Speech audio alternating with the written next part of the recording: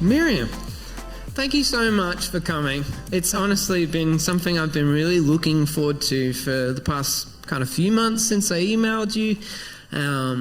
But I guess before we get started, I wondered if you could just give us like a minute lowdown of who you are, like what do you do, what are your interests, how did you come to know to do this kind of topic?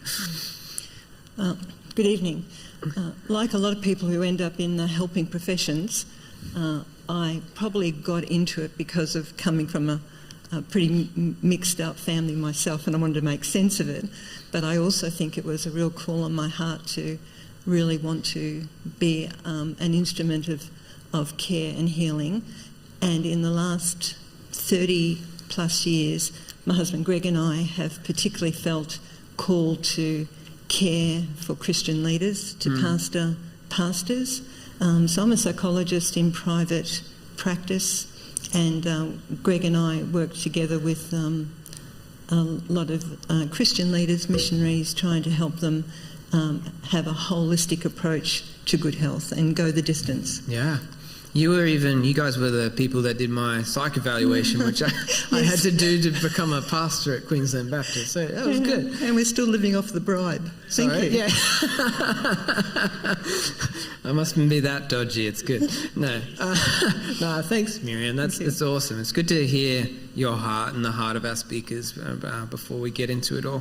So this is quite a big topic, mental health. It's not a small one to cover in one night. I'm sure we won't cover it all, but hopefully we'll be able to create at least a conversation, start some thinking around this kind of topic. But what I thought might be really helpful as a first kind of topic of discussion to talk about is what does it actually look like to be mentally healthy?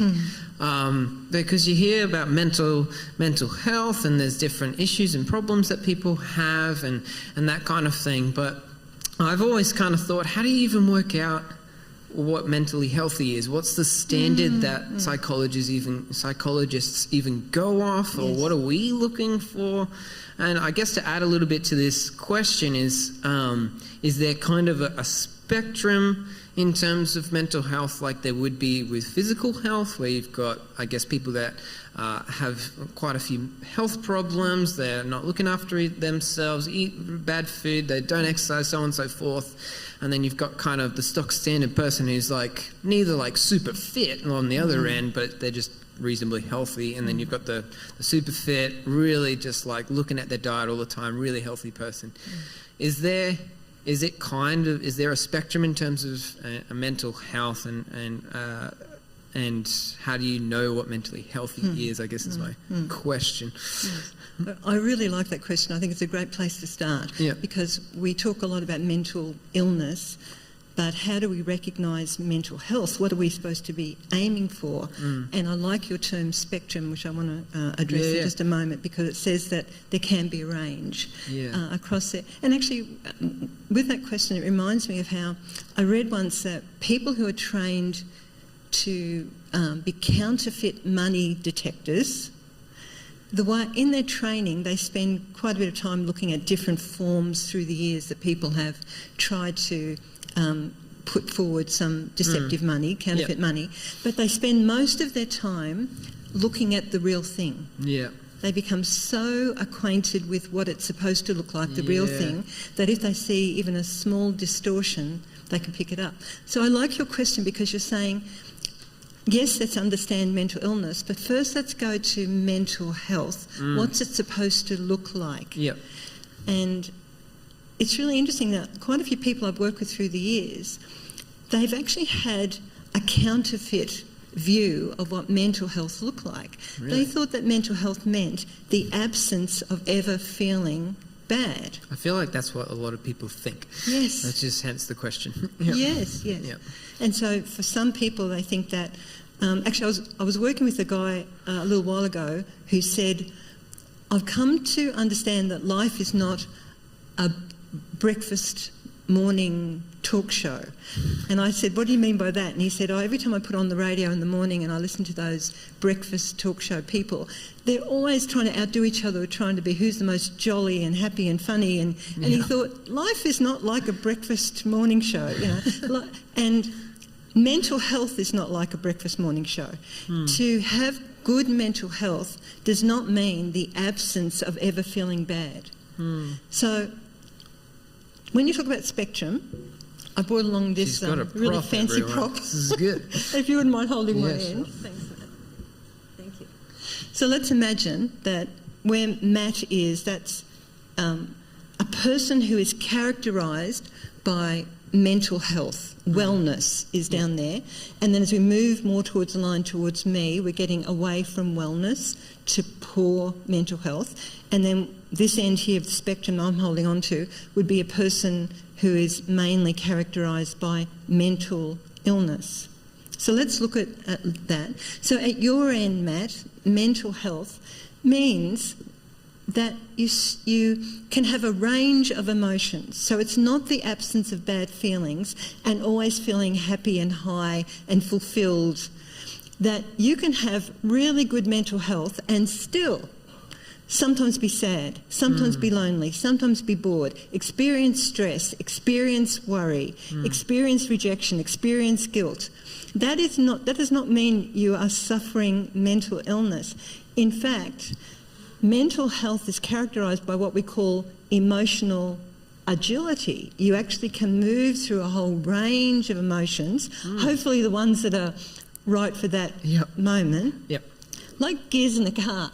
With emotional health, you move through a whole range of the gears in there. So whereas as you move further along here, and particularly at this end of emotional illness, it's like becoming stuck in a gear. So later when we're talking more about specifically anxiety and depression, it's almost like with depression, a person is stuck in a really low gear, or they're stuck in park.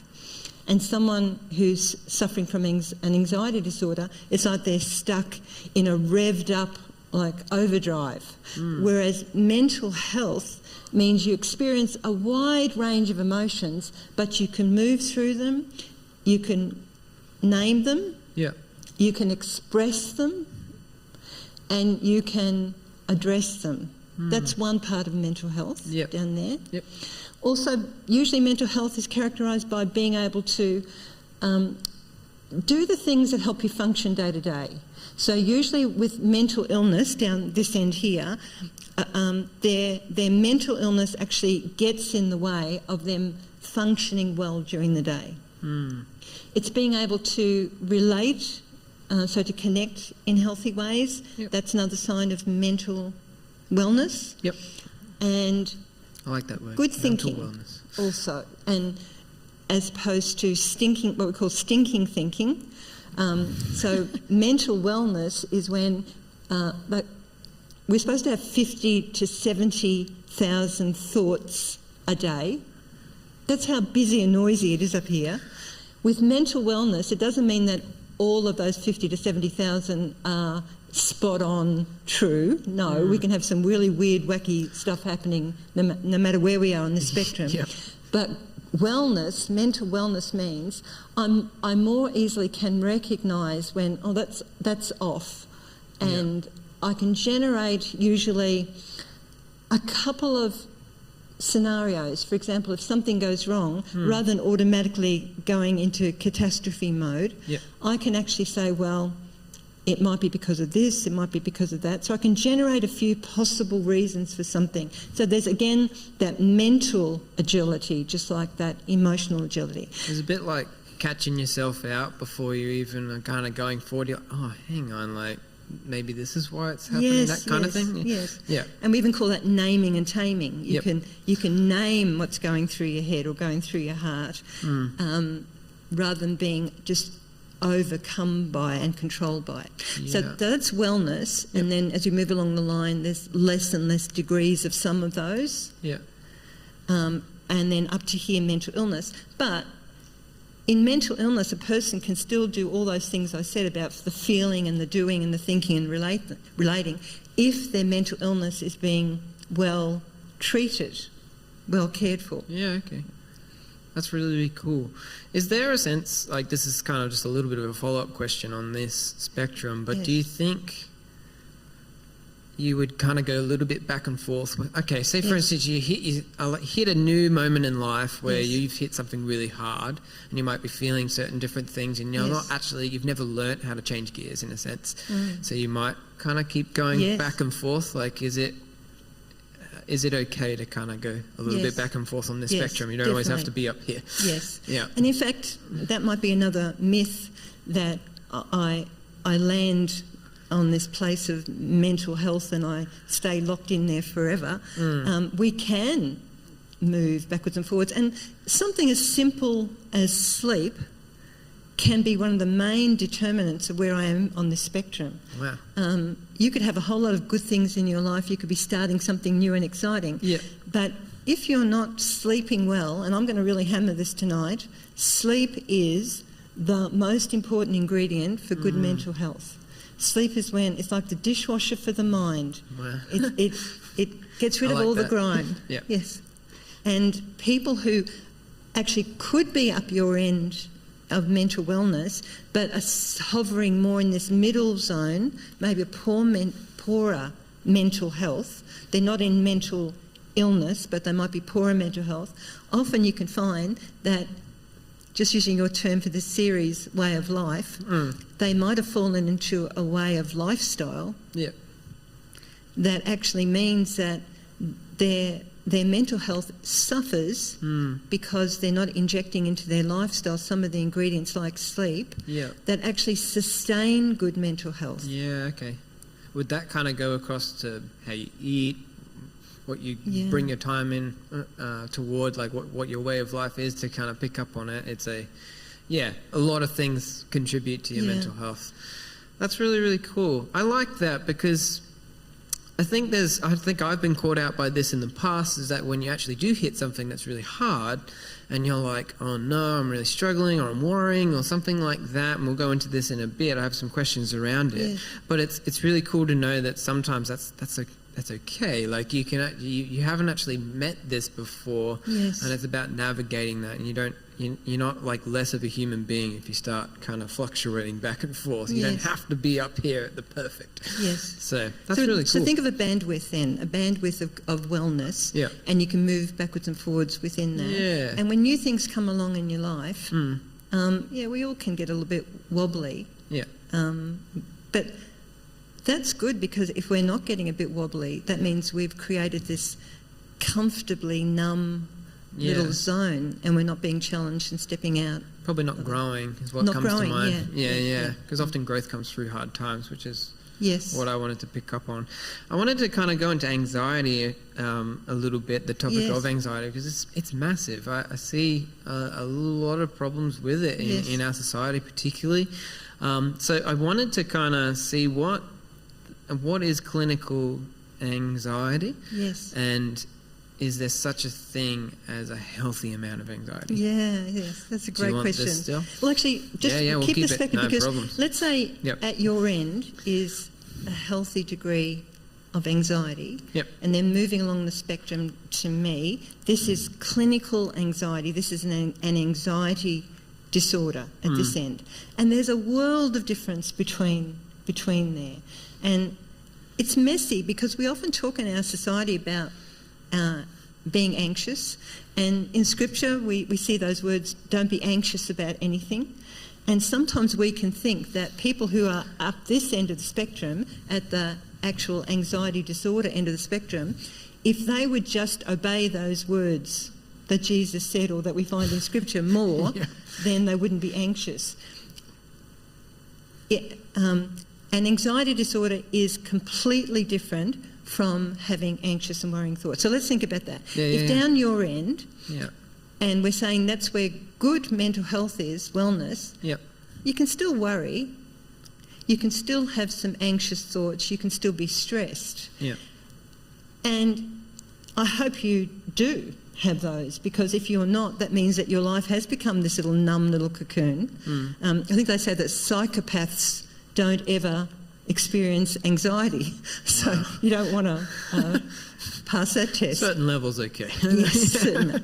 But worry and stress and anxious thoughts, the difference between down your end of wellness and my end and anxiety disorder is that you're worried usually about a specific thing. You're stressed about a specific thing. So if you said to me, I'm feeling really worried about something or stressed about something, I could say, all right, Matt, is there something in your life at the moment or is something coming up? And you could usually point at that thing, all right? It's that particular challenge in your life that's identifiable. Yeah. And a little bit of worry and some stress can actually help you perform better. You might bring your A game out more and function better because of that. It's a bit like before a sermon. Usually, I remember when I was at college, they used to say if you don't feel any degree of nervousness, it could be a problem. Like you're way almost too confident. Yes. In a sense, so it actually pushes you to kind of take seriously in this instance to actually take, okay, I'm dealing with the Word of God. I should feel a little bit of weight to that, and that's okay. But sorry, continue. Oh, actually, I absolutely agree with what you're saying. If you weren't feeling that, not only would you perhaps be underperforming because a certain amount of stress, actually we talk about our optimum stress level. There's actually a degree of stress that does make us function at our best. And down that end of wellness, we can have a measure of stress that actually brings out the best in us. And worry as well can actually motivate us to take some action or seek some help. But the difference between that end of the spectrum and this end is that once the threat has passed, the worry subsides or the stress subsides. But as you move further along the spectrum, and particularly someone here who's got an anxiety disorder, it's not linked anymore to a specific threat. Life and living are now the threat. And that's what we call anxiety, the disease of the imagination. Because now in my head, it's like I've created and I live in this horror movie. It's always the worst possible catastrophized scenario. And it's not a specific threat. As I said, I'm living now in a threatened state. That makes a lot of sense. That's really cool. So I guess you kind of picked up on it already, but I think of Jesus in the Sermon on the Mount in Matthew 6, he talks about don't be anxious about your life, like what you'll eat, what you'll wear, where you're going tomorrow. And then Philippians, the Apostle Paul in chapter 4 tells us not to be anxious about anything. So I guess you've pretty much answered the question anyway, but what is that talking about then? And how do you signify that from your spectrum down there, clinical anxiety? That is such an important question, and I think in the church we really have to understand this. Actually, I'll take that prop from you because I think it's okay. But in the church we really have to understand this, that sometimes we make people who've got an anxiety disorder think that, as I said before, they're just not heeding the words of Jesus enough and not obeying enough. And I've worked with people who they think they're having a crisis of faith because they've got an anxiety disorder or they're depressed, or they think they've got a crisis of character. If I was a stronger person, this wouldn't happen to me. But it's not a crisis of faith, it's not a crisis of character, it's a crisis of health. Down this end. That's what it is, a crisis of health. And so telling a person, don't be anxious when they're living up this end does not help at all. It helps people down that end. Because down that end, I've got choices down that end. I'm identifying something as a threat and I'm fretting over things. And so those verses in Scripture are telling us, choose not to fret when you've got the choice capacity. But people who are locked into mental illness, the choice is being taken away. They're living in a nightmare in their head. It's not as if they can just flick a switch because you quoted a verse at them. It's a bit like if I was just to jump to depression. Some people will say, it's all in your head, shake it off. We don't tell people with a broken leg, it's all in your leg, walk it off. And yet it's That'd the be same really scenario. painful. Yes, Yeah. yes. So I think we've got to be really careful about Yeah. how we handle those amongst us who've got mental illness, and thinking that what Jesus said in those scenarios that are just the normal condition of being alive means that we're going to have stress and worry and fear and all the rest of it, as opposed to someone who's up this end who's actually got a mental illness. All it will do is make them feel more isolated and more guilty. Yeah. It doesn't help at all. Yeah. No, that's really good. Well, back on that kind of question, how do you navigate even working out when someone, I know not everyone's like a psychologist or anything like that, but when you're hanging out with a friend and they're really worried about something or they're really sad about something, is there any kind of telltales in your mind to show where maybe they're actually just going through a hard time, and then they'll get through it and it's a little bit more of what the Bible's talking about, or if they're actually like really just suffering inside in general and therefore can't make those decisions like you say? Like, how do you navigate that? And then I guess my second question, which if you want to get to it, is how do you help people at that end of the spectrum? How do you encourage someone? Because like you said, like I've been guilty of it too. I've talked to people that are kind of like, no, this isn't just like just a normal feeling, and it's hard to understand when you haven't been through it, and you're just like, just don't be anxious, just don't worry. It's just like, oh geez, thanks Matt. Like it's about how do we help each other? And recognising that it didn't help. They've got the capacity. They've got the capacity. They've got the capacity. They've got the capacity. They've got the capacity. They've got the capacity to. Got the capacity to. Got the capacity to. The capacity to. Capacity to respond. Capacity to respond. Capacity to respond. Capacity to respond. To respond. To respond. To respond. Respond. Respond. Respond. Respond. To respond. To it. To it. To it with. To it with. To it with you, to it with you, to it with you, to it with you, to it with you, to it with you, to it with you, to it with you, with you, or just a bit blue. I mean, that's just a part of the human condition. Yeah. And that sort of person might be just helped by you listening to them and saying, come on, let's get out, let's go and distract ourselves. Right? That could be really helpful. But actual clinical depression, usually one of the questions that is asked is, over the last 2 weeks, how often have you felt really flat or low? And if a person says, most of or all of the 2 weeks, can you see the difference here? Now it's like a place where you're living, as opposed to that's just a place I'm visiting over there. And the other question that's asked to look at when is it clinical depression, besides in the last 2 weeks, how often have you felt down or low mood or whatever? The other one is, over the last 2 weeks, have you noticed that stuff that used to give you pleasure doesn't anymore? Yeah, okay. That's a good question. It's almost like I've got nothing in me to respond even to good stuff. Yeah. So dangling something good in front of them won't work when you've got clinical depression. Whereas down that end, saying, come on, let's go out and catch a movie or something like that, would work. Right. But hopefully you'd let them speak a bit first about what's causing the pain, rather than just putting a lid on it.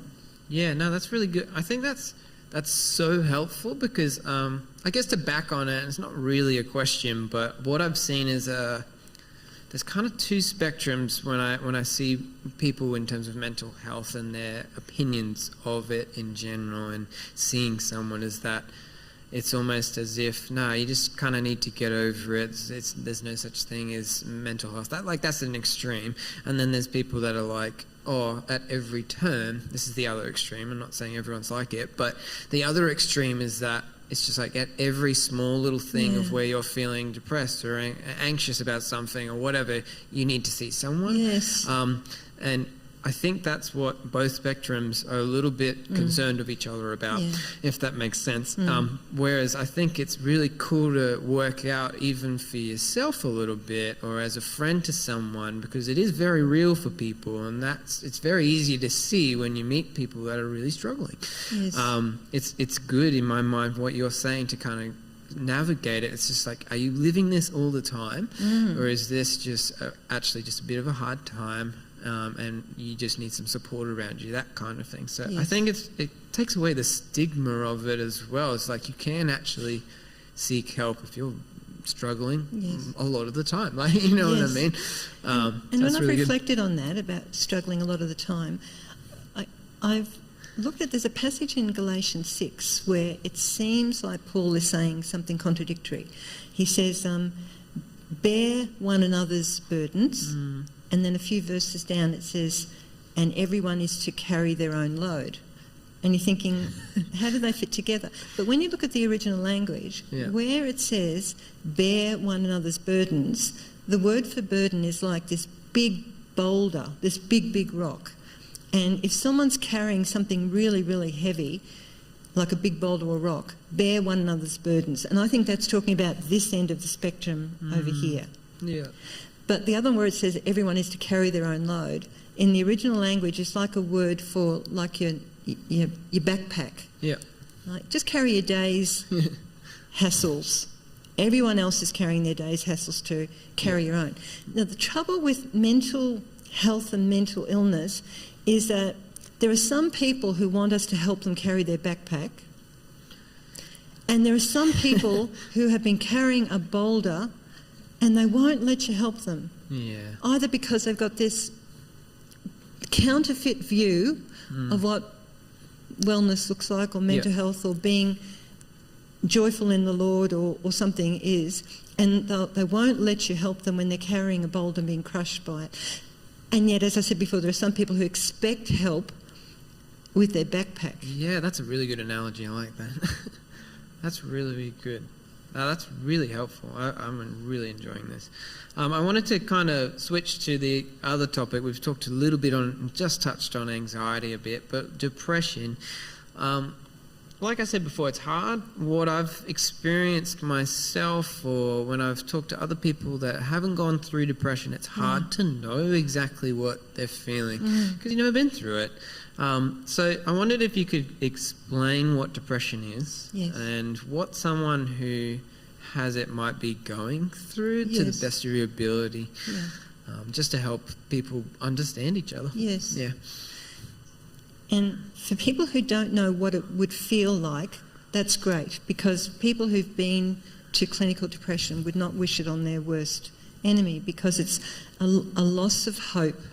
Whereas down that end of the spectrum, we can have some days where we feel just low, flat, blah. Yeah. But we've always got this hope that after this dark night, joy will come in the morning.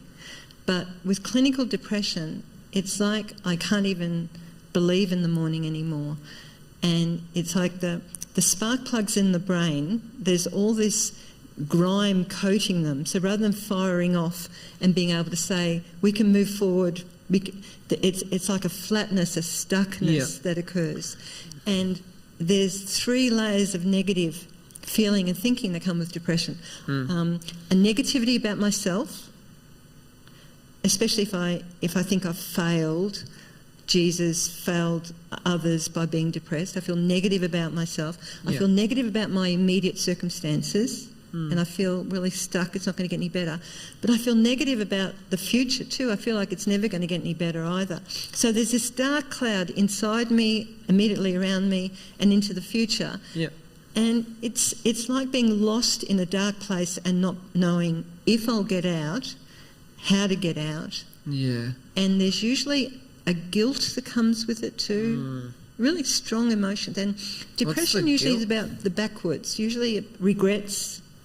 Anxiety is more about the now and the future, but depression seems to be more about the past. So there's a lot of if onlys, and guilt comes with it too. Yeah, sure. That's really helpful. No. I guess, how would you know then if... You've pretty much answered it already, but I'll ask it anyway. But how do you know if you're just going through a period of sadness? Yes. And if you've got probably depression per se? Yeah. And I'll make it a little bit more specific. So say, for instance, you lose a loved one. Yes. Or like something like a relationship breaks down. That's a really sad thing. So how would you navigate something like that where you're understandably feeling sad? Do you know what I mean? Yes. That's a pretty normal thing to feel like you're mourning. Yes. You know what I mean? And that's not necessarily a bad thing, unless you can correct me if you want. Yes. In fact, if you don't let yourself grieve, I would be concerned about that. Yeah. Because acknowledging loss and then entering some sort of ritual of lament. I mean, lament is all through the Bible, isn't it? About the acknowledgement of what was lost. Yeah. That's really healthy to do that. Yeah. So in life we're going to have a lot of... This is the thing, I'm so pleased you've got this topic tonight, because we have far more psychological injuries in life than we will have physical injuries. And loss... That's a good way of looking at it. And in fact, Matt, you might have heard this too, that they reckon surviving ministry is about surviving loss. Yeah. Because there's a lot of loss that comes with ministry. So we need to learn how to navigate loss in life, disappointment with life, disappointment with ourselves, disappointment with God sometimes. Yep. And when is it healthy sadness and lament and grief? Yep. And when is it depression? Because they're two very different things. Yeah. So healthy sadness and grief is when I let myself sit with it. I can sit with it for a really long time, but eventually I start to keep on functioning in my life, carrying this sadness with me. So if sadness was a cushion or a grief, initially it's like it's in front of me, it's on top of me, I can't see or do anything, but eventually I can tuck it under my arm and keep on functioning with life, carrying this with me. Yeah. But clinical depression, I am just under it all the time. Just stays there. Stays there, yeah. Yeah, okay. I have a really good question in a minute, but how do you help someone, like just as a friend, as a fellow person in Christ, just how do you help someone who has it on their head all the time? Again, it's a bit like the anxiety question. Like, just feel better. It's okay. Like, just be happy. Like, you know what I mean. But how do you do that? Well, first of all, avoid doing the dumb things that you just said. Yep. Yeah. And because we do harm, we do incredible harm by saying that sort of stuff. Yep. And instead, depressed people, I think, because of the hopelessness and the guilt. It's very easy to push people away. So I would say respect them, but don't let them completely push you away. And let them know that as they walk through their valley of shadows, you're there with them. Yeah. Don't tell them, I'm here if you need me, because they won't reach out to you. Especially people who are carrying a boulder and won't even let you help them with them. The worst thing you can say to them is, I'm here if you need me, I'm just a phone call away. They are not going to reach out to you. You're actually going to have to contact them and say, hey, I'd like to hang out with you, or and just for a little while, or just want to go for a little 20-minute walk or something like that. So you come into their space, into the darkness where they are. Yep. If they need help, then, if they're at this end illness and you know they have not gone to their doctor, you might even say, could I go to the doctor with you? Could I help you take that first step? That's good. And reassure them this is not, the crisis of character or the crisis of faith. This is a crisis of health. Let's go and see a health practitioner. Yeah. No, that's really good. What would you say in terms of... I see it a lot where, as humans, we kind of go, you just need this bit of information. You're just missing this. Like, this will fix what you are doing. But most of the people don't respond to getting information thrown at them. They kind of want to be understood. How I have understood my journey talking to people. So they just want to be understood. You want them to they want to feel listened. But at the same time, is there a place with your friend or your family member that might have the boulder on their back that doesn't ask for help, where you can actually just you don't have to always, the aim isn't always to talk to them about exactly what they're going through, but actually sometimes it's a matter of going, hey, let's catch a movie, like you say, or like, let's go for a walk, let's get outside, man. Hey, do you want to play some video games? Like that kind of thing. Is that equally part of that journey? Because I feel like, this is my opinion, but it seems like there needs to be a balance. You shouldn't always just be out to just get that conversation or get that information into their head, and then all of a sudden they'll be free. It's just like, no, it's taking them on the journey, as you said. And on that journey, there's your favourite word you just dropped into the sentence. And on this journey, to recognise that sometimes people really do want to talk about their pain, but for some people, they're living their pain all the time. They actually don't want to talk about it more. Want a distraction. And to be distracted could be really helpful, but to know they're not alone. So somebody drawing alongside them. I love that one of the names of the Holy Spirit, Paraclete, one who draws alongside to help. So drawing alongside and being tuned into them well enough to know, do they want to talk, or is talking the last thing they want? Do they want to be distracted, or do they actually want you to even sit with them in silence and not talk at all? Just be with them. No, I think that's super valuable. I love this question. What does it look like to have joy in the Lord when you are depressed? Yes. What does it look like to have joy in the Lord when you're depressed? I think it's a fantastic question. It is, because it's not, what does it look like to have joy when you're depressed? It's what does it look like to have joy in the Lord when you're depressed? And I think that's the difference, because joy and depression will not go together.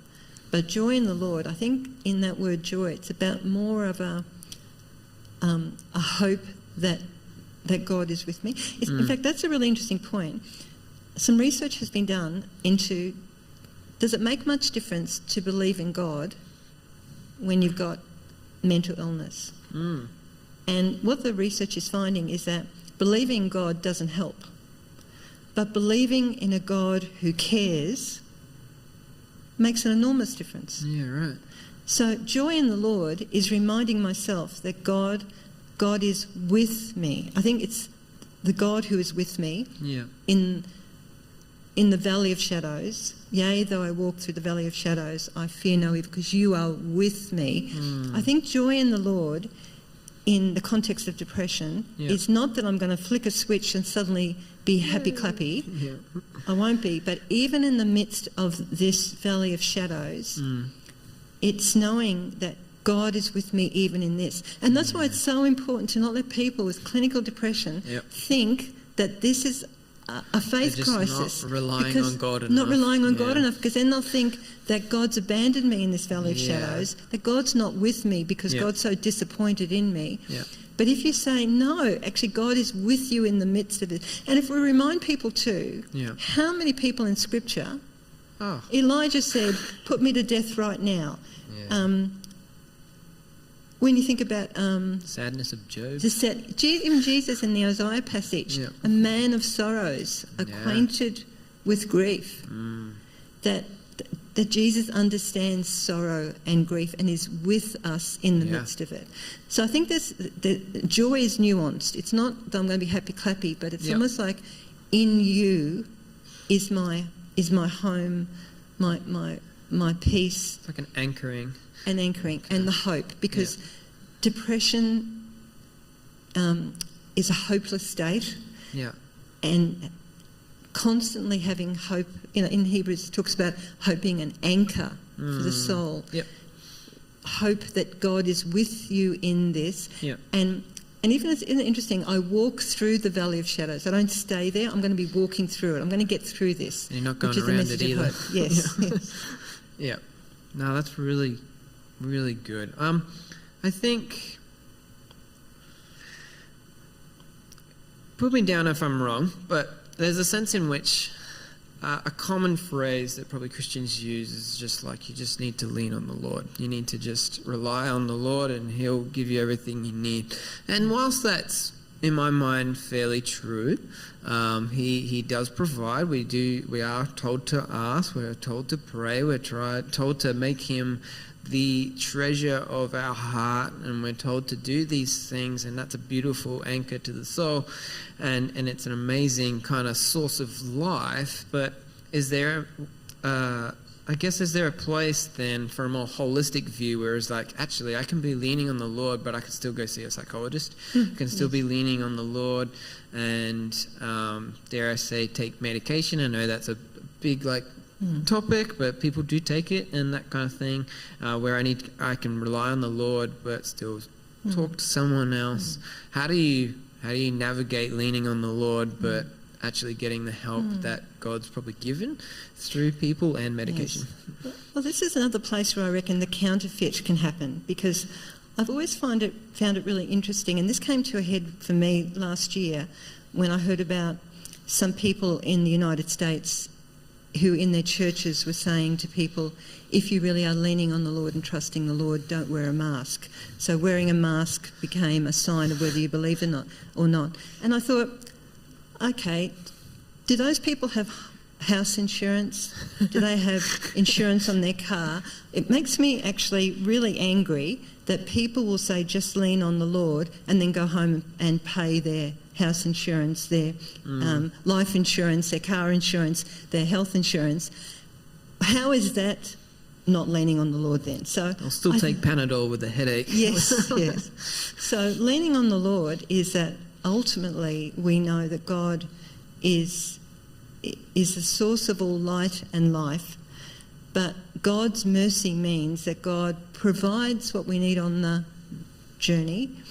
And I actually believe that my call to become a psychologist was in obedience to God, who called me to be a carer. Yeah. So what if on some level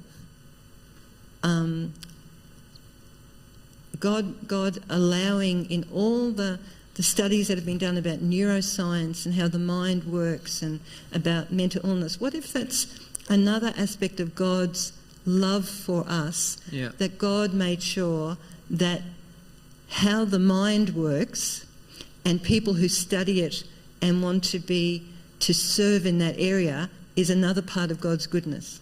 Yeah. On that, how do you navigate though, how do you navigate finding the right person, and how do you navigate medication? This is a big question, I'm sorry, but how do you navigate trying to find the right person to see in the first place if you thought that you were in that place of carrying a boulder? And then how do you navigate medication? Because my personal view on it is that sometimes I don't see that it really works, or it's actually a close family member has gone through a lot of different things, and then you can see the ups and downs that they go through, and they're just kind of trying things, if that makes sense. But it's like making them real dopey. They're just their quality of life's gone down since they've taken that kind of stuff. And I'm not saying every bit of medication's like that. So that's an extreme.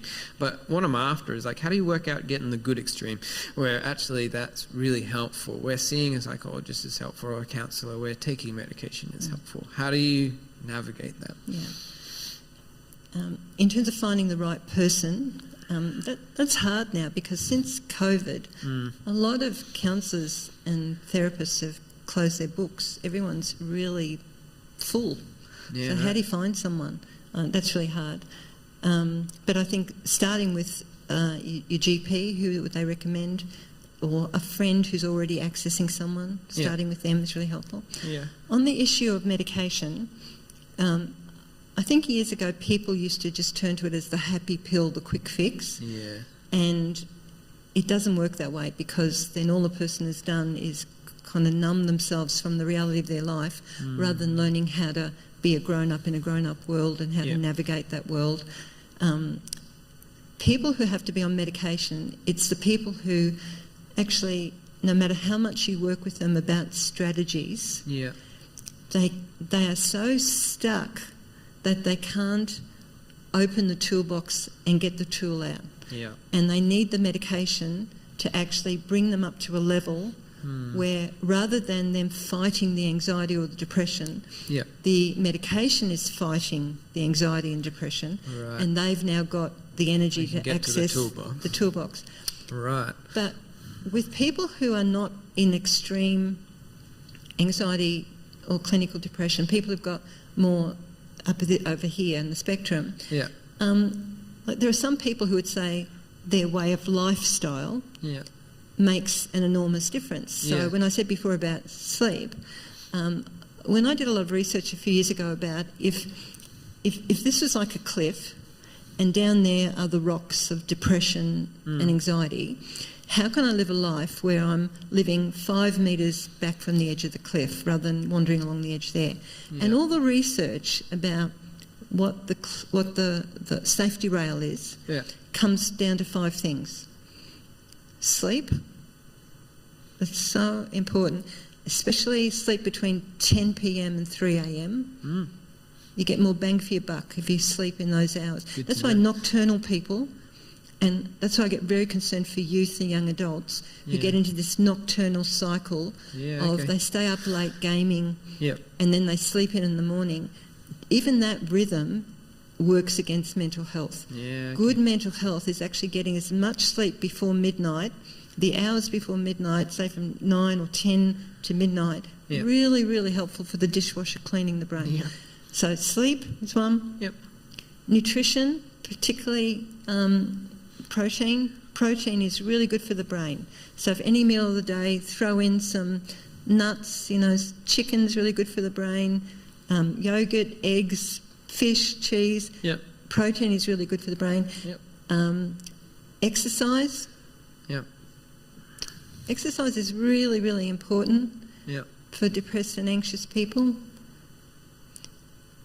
Connecting with others and having relaxation activities. And then the last one I purposely make it a little finger because it's a sneaky little thing. It's monitoring my thinking. How would you do that? And stinking thinking.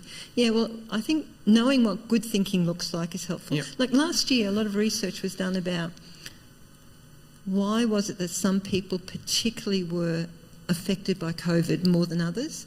So you might have heard this saying with COVID, they said that we're all facing the same storm, but we're in different boats. And last year they did some research about why were some boats handling the storm better than others. And a lot of research was done into are there some building blocks for better resilience in the face of disaster as a result of what happened last year. And it's really fascinating that not being alone, having connections, so isolation as opposed to connections was vital. But the other one was, what sort of thinking do you do? And they found that people who have got a tolerance for uncertainty, a tolerance for ambiguity, did better. So people who say, I'd like it to go this way, but it might end up going that way, then again it might go that way, which is kind of what COVID was, wasn't it? People who can pivot and say, rather than it has to be absolutely this way, they did better. People who've got FOMO, fear of missing out, they didn't do as well. Their boats had more leaks in them. So in terms of thinking, good thinking is more an open hands rather than clenched fists approach to life.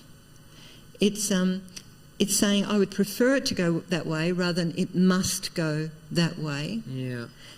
Not being perfectionist in our standards. Being realistic about our expectations. Just real quick, would like something like journaling help someone to get around their minds? Because I don't know, for myself, for instance, I can have a lot going through my brain, and sometimes it's actually really hard when there's a lot in there to really kind of work out where am I sitting or what am I navigating at the moment until I actually, say, I talk to someone or like my wife, or I start writing it down. Is that a good type of thing to do to navigate that? In fact, research suggests that 20 minutes of writing can externalise the stuff that's really overwhelming us inside. And so just sit and just start writing. Don't worry about grammar, don't worry about anything, just start writing. And that can be very, very helpful. And some people at the end of the 20 minutes, they even set a timer. At the end of the 20 minutes, they'll actually, rip it up. Or it's almost like you have this big spew and then you flush the toilet. You have this big spew in your writing and you rip it up or something like that. It's like getting it out of you. Yeah, that's really good. Hey, I'm going to probably wrap it up, this Yes. main talk. It's been such an awesome time having you talk on this topic, Meryem. Thank you so much. We're going to go into some Q&A now. For those of you who are watching at home or watching this in future, if you like what you hear, you're more than welcome to share that around. We want this to be really helpful for not just the people here and for yourself, but anyone that's going through this kind of stuff and any of the other topics that we do. So we're on all the podcasting apps, we're on YouTube, all the socials and so forth. So love for you to be able to help us in that way and help someone else. But if you are wanting to put in your question now, we're going to take a 5-minute break so you guys can stretch the legs, go to the bathroom, do what you need to do, and then we'll be back soon.